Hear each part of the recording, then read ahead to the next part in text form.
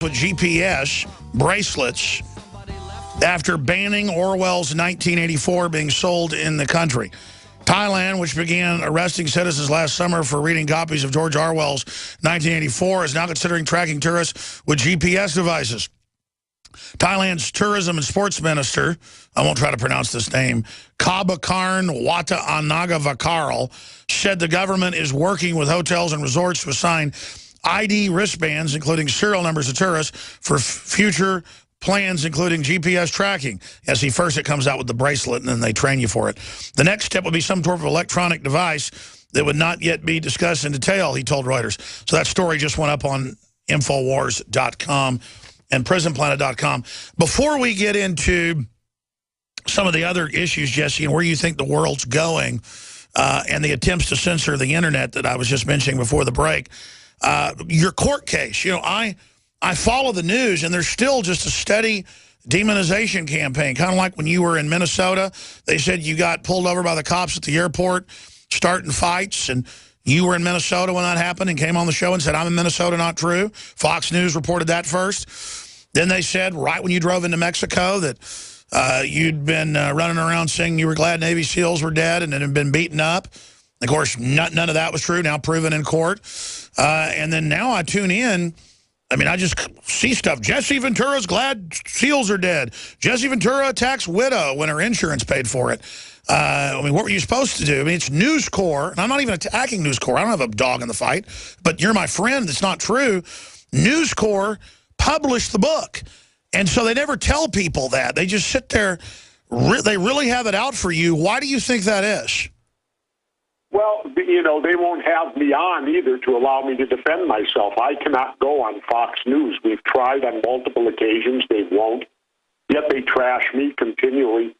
Well, I'm a danger to them, and it's also because they have a major conflict of interest. News Corp owns both HarperCollins and Fox News. So if I win a lawsuit against HarperCollins, that's money out of Fox News's pocket, you know, up the corporate ladder. So they're being dishonest with the public and not telling them that they have a major conflict of interest and that they are with the HarperCollins book that I might add made $40 million off that book.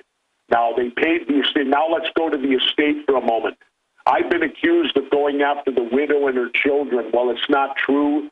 You cannot find one legal document that says I went after Taya Kyle, the widow. I sued Chris Kyle.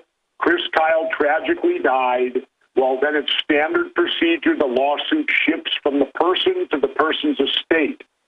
Taya Kyle, the wife, came in and became the executor of this estate by choice. She knew the lawsuit was there. She knew it was pending, and she chose to become part of it because the executor to an estate can be a lawyer, it can be an uncle, it can be anybody. The state approves it. She wanted it. She chose to do it. So she became the executor of the estate and entered into the lawsuit. Now, everything on her end was covered by insurance. She didn't have to pay for the big table of lawyers. She wasn't even involved in settlement talks. The last settlement talk, they wanted to leave her in Texas. She didn't even have to come up to be part of it from their side. And so, but yet the media continues to portray me like, who's the little guy on CNN who said, have I no shame, Anderson Cooper, and all this. And Fox News continues to say, well, witnesses showed, da-da-da. None of these people were ever in the courtroom, Alex. So when they refer to... No, they just got fake witnesses that they pulled out of their you-know-what, and it's... Exactly. When they talk about any evidence in this case, they're making it up because they were not in the courtroom. I was there every I agree. They lost the case. They lost the case, and I tune in, and they act like you lost. Well, and they make it look like somehow the jury was wrong and that how could the jury did it wrong. The jury was not wrong. The evidence was so overwhelming that he never hit me. We never had a confrontation and the whole thing was fabricated. Well, it's ridiculous. You're not going to go in a Navy SEAL bar where you're friends with the owner for a commencement and then say you're glad SEALs are dead and obviously get in a big fight. I mean, it's just, and plus I know you. You're all about not getting in confrontations and all about being nice in public. It's just pure, absolute crap. Yeah, and it came out that way, but again, Fox News, even to this day, continues to make it look like I'm guilty. And as I said, it never happened. The jury heard the evidence. And then they get on me because they awarded me $1.84 million. Well, most of that's going to go to my attorneys, and I didn't ask for that. That's what the jury awarded me. Listen. That is the jury, what they did. Governor Bill O'Reilly, we played the clip, I'm not going to play it again, had a thing about cyber stalking women on the internet and sex crimes and cut to a clip of my face yelling and had my face turn red and said, we've got to ban the hate. And my lawyer said, no, clearly that's an attempt to defame you. You could win it, but it would cost millions and take years. Well, just like you've had to do. MSNBC said the Boston bombers were influenced by me to blow stuff up with no evidence. So the question is, why are they doing dirty tricks on you? Dirty tricks on me. They've been doing it to Rand Paul as well, having Democrats dress up like Klan members and show up at his events. Luckily, we caught them. It's because they've got our phones tapped. None of us are perfect, but they know we're real, and they're scared of anybody who might ever tell the truth, so they're trying to assassinate our character. Yeah, exactly. We're considered, I guess, their rival. We're not in their court. We're not in what they're trying to do, so naturally we are the enemy. And so they're fortunate to have the power of the media in their back pocket who can then continue to portray us. I mean, Alex, I love it how they portray me as some like I'm out of my mind and a wild man. You know, that people believe I'm out of control and all this. Oh. You've met me. I'm never out of control. I'll tell you. It's so laughable. You kind of chuckle over it, the way they try to portray me in the media. Let me tell you a story. Photos of you. I'll tell you how not dumb, but not paying attention to the public is.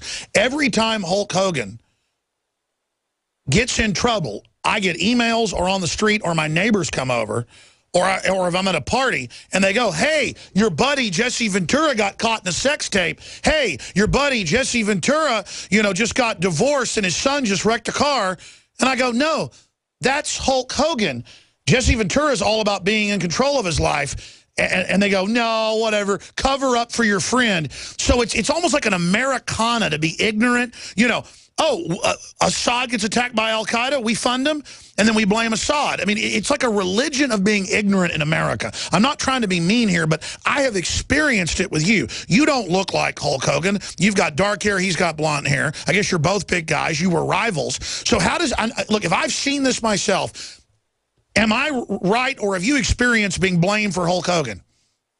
Well, I've been blamed for him a few times, and I don't know. Maybe he's been blamed for me, too. I have no idea on that. But there was a time that we both had bleached blonde hair, and we were both big wrestlers. And so, it doesn't bother me that I can get mistaken for him at times. I don't care about that. But it does bother me, though, if he does something and I get the blame for it, if he does something that's not particularly too good. People should have enough common sense to be able to distinguish the two. But then again, mistakes can be made. But what's happening with our media is not mistakes; it's intentional. Exactly. They're playing on the public's ignorance. I mean, yeah. Yep. And that's what they do. They play on the public's ignorance, and they always make me out to be some out of control guy. And now, because I did an entertainment show called Conspiracy Theory, allegedly I have no credibility, and he's one of those conspiracy nuts.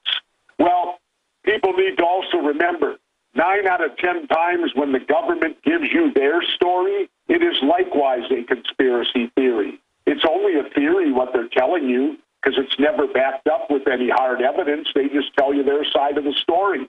But yet, and I love, too, Alex, how today they've morphed the word truth into being bad. If you're called a truther today, something's wrong with you, you're out of control, you're a crazy person. So by the opposite thought, you mean liar is now good? I don't get this.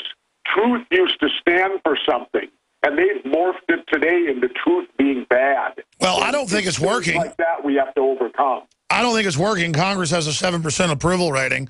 I want to go to calls, Governor, but first off, Sure. Go back to that question. In your gut, with your son or your daughter, your whole life, do you think humanity's going to make it and survive? I mean, we've got the West clearly in the wrong trying to start a war with Russia. And I'm not even defending Putin. It's just clear he's starting to fight, in my view. I don't think, I think all of it's planned, and it's all a big scare tactic, like what L. Fletcher Prouty said at the end of World War II, how all wars would now be fought in third world nations, and they would be fought to where the military would have no direct objective to achieve where they could claim victory. And every war has been that, so I tend to believe what Colonel Prouty said because the proof's in the pudding. It's what's happened.